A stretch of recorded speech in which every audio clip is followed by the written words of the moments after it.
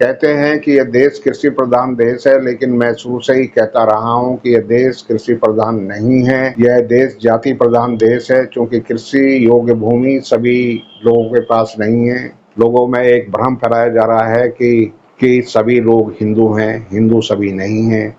ब्राह्मणों को छोड़कर ब्राह्मण अपने आप को ब्राह्मण लिखते थे और बाकी जो लोग थे वो अपने आप को गैर ब्राह्मण लिखा जाता था उनको। साथियों, सभी को जय भीम, नमो बुद्धाय। 2 दिन पहले मोदी संघी सरकार ने जाति जनगणना की घोषणा की है और तभी से मोदी अंधभक्त इस बात का प्रचार करने में लगे हैं कि यह मोदी का मास्टर स्ट्रोक है, यह ऐतिहासिक फैसला है।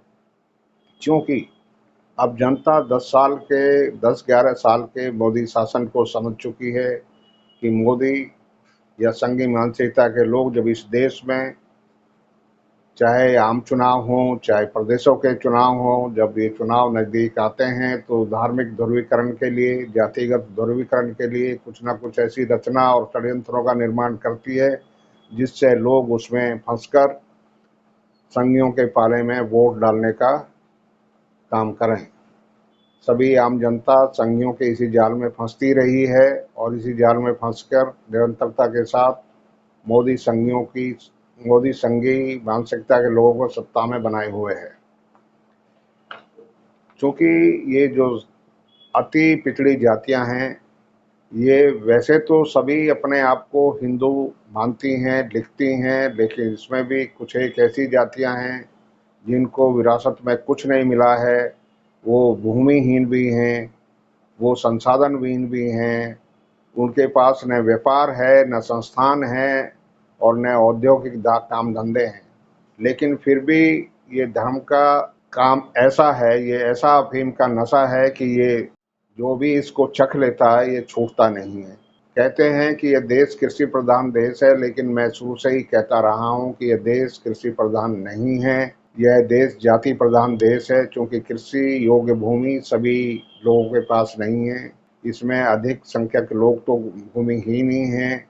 कुछ एक लोगों के पास जो है कृषि योग्य भूमि है, उनकी विचारधारा सामंतवादी है। वही इस देश में पिछड़े और दलितों के ऊपर सबसे अधिक अत्याचार करते हैं, सबसे अधिक जो है शोषण उनका करते हैं।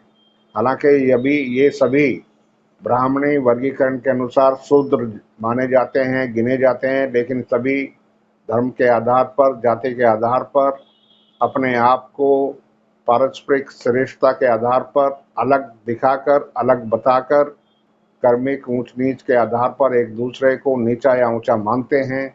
इसी आधार पर इनमें परस्पर एकता भी नहीं है, परस्पर भाईचारा नहीं है, परस्पर खान पीन की व्यवस्था नहीं है, आपस में उठने बैठने की विचार विमर्श की कोई व्यवस्था नहीं है। तो सभी अलग अलग स्टैंड अलोन सिस्टम में रहकर अलग अलग काम करते हैं, जिसकी वजह से सभी कमज़ोर हैं, सभी सत्ता विहीन हैं, सभी को देश की राजनीति में कुछ भी हिस्सा नहीं मिल रहा है। आज देश की जनता में 3% ब्राह्मण हैं, 4-5% जो है बनिए हैं। देश में ब्राह्मण बनिया गठजोड़ मजबूती के साथ चल रहा है और वो ही सत्ता में हैं। तो हम लोगों को ये देखकर समझना चाहिए कि देश में जो लोग सत्ता में हैं, उनके पास कौन सा जादू है जो वो सत्ता में हैं। उनके पास कोई जादू नहीं है। लोकतंत्र है, लोकतंत्र में जनसंख्या के आधार पर, वोट के आधार पर सत्ता तय होती है कि सत्ता किसके हाथ में जाएगी। अधिसंख्यक लोग तो यहाँ पर बहुजन समाज के लोग हैं या शूद्र समाज के लोग हैं, लेकिन सत्ता जो हमेशा ब्राह्मण बनियों के हाथ में रहती है, ये बड़ा जादूगरी खेल है। और जादूगरी खेल उनकी योग्यता के आधार पर नहीं है। ये हमारी जो ये समाज है, जो शूद्र समाज कहलाता है या बहुजन समाज कहलाता है, ये उनकी मूर्खता के कारण है। तो इस मूर्खता को ख़त्म करना पड़ेगा और इसको समझना पड़ेगा।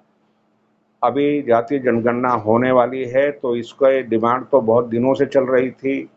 विपक्ष बहुत जोर से मांग कर रहा था, कई दिनों से कर रहा था।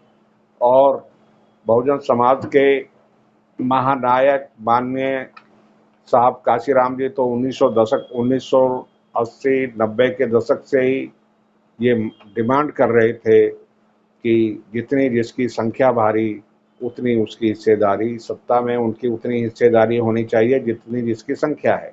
ये बहुजन समाज के नायकों का हमेशा से न्यायिक मत रहा और न्यायिक फैसला रहा। उनकी मंशा रही कि सभी को सत्ता में, संसाधनों में, सरकारी नौकरियों में उनके संख्या के हिसाब से हिस्सेदारी मिलनी चाहिए। लेकिन ब्राह्मणी संस्कृति इसको मानने के लिए कभी भी न तैयार थी, न आज ईमानदारी से मानने के लिए तैयार है।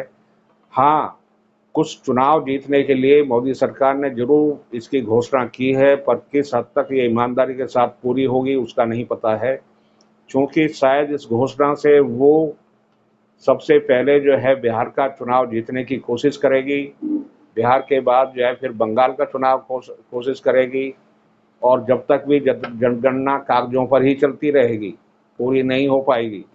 और जब 29 का इलेक्शन आम चुनाव देश का आएगा, शायद उसमें तब ये ट्रेलर दिखाएगी। तो इसको समझना है कि ये है क्या। दूसरा, सभी को ये भी समझना है कि हम धर्म के कॉलम में क्या लिखें।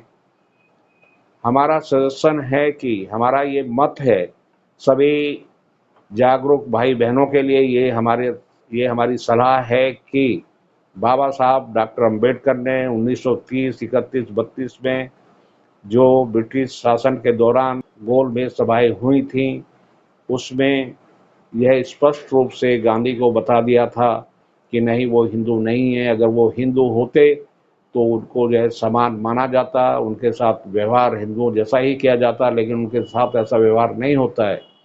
तो बाबा साहब ने इस बात को सिद्ध करने के लिए गोल मेज सभा में ये कहा था कि ये हिंदू नहीं है। उन्होंने ब्रिटिश शासन को ये सिद्ध करके भी दिखाया था कि ये सभी जातीय घटक हिंदू नहीं हैं, इनमें एक भ्रम है, और उस भ्रम जाल में फंसकर ये अपने आप को हिंदू कहते हैं, या ब्राह्मणी संस्कृति के लोग इनको बहकावे में, किसी भी लालच में फंसाकर जो है हिंदू कहलवाते हैं। ये इनकी एक बहुत भारी भूल है, इसको इन्हें समझ लेना चाहिए। और उन्होंने ये कहा था कि ये सभी अछूत कहे जाने वाली जातियां, जिनको शेड्यूल कास्ट कहा जाता है, ये सभी एक अति विशिष्ट अल्पसंख्यक वर्ग है, अति विशिष्ट अल्पसंख्यक वर्ग है। तो अभी जो जातीय जनगणना होने वाली है, लोगों में एक भ्रम फैलाया जा रहा है कि सभी लोग हिंदू हैं। हिंदू सभी नहीं हैं। जिन जातीय घटकों को अछूत माना गया और आज के वो शेड्यूल कास्ट हैं, वे सभी अपने धर्म के कॉलम में या तो अपने आप को बौद्ध लिखें, चूँकि अतीत में वो सभी बौद्ध थे। पिछड़ी जातियों के लोग भी अतीत में बौद्ध थे, या तो वो भी सभी बौद्ध लिखें, या अगर उनमें बौद्ध लिखने की हिम्मत नहीं है या इतनी उन पर अज्ञानता हावी है, तो वो उस कॉलम को खाली छोड़ें और अपने आप को जो है गैर हिंदू लिखें या गैर ब्राह्मण लिखें। क्योंकि किसी समय पर जब जनगणना होती थी ब्रिटिश राज में, तो ये सभी लोग जो हैं, जितने भी लोग ब्राह्मणों को छोड़कर, ब्राह्मण अपने आप को ब्राह्मण लिखते थे और बाकी जो लोग थे वो अपने आप को गैर ब्राह्मण लिखा जाता था उनको। क्योंकि ये षड्यंत्र चल रहा है। अभी जो देश की अति पिछड़ी जातियां हैं या अत्यंत पिछड़ी जातियां हैं, जैसे बढ़ई, लुहार और विश्वकर्मा आदि, इन सभी को वो ब्राह्मण कह रहे हैं और कह रहे हैं कि जाति जनगणना में अपना नाम के साथ शर्मा लिखना। इस षड्यंत्र के तहत वो इस देश में अपनी संख्या बढ़ाकर दिखाना चाहते हैं।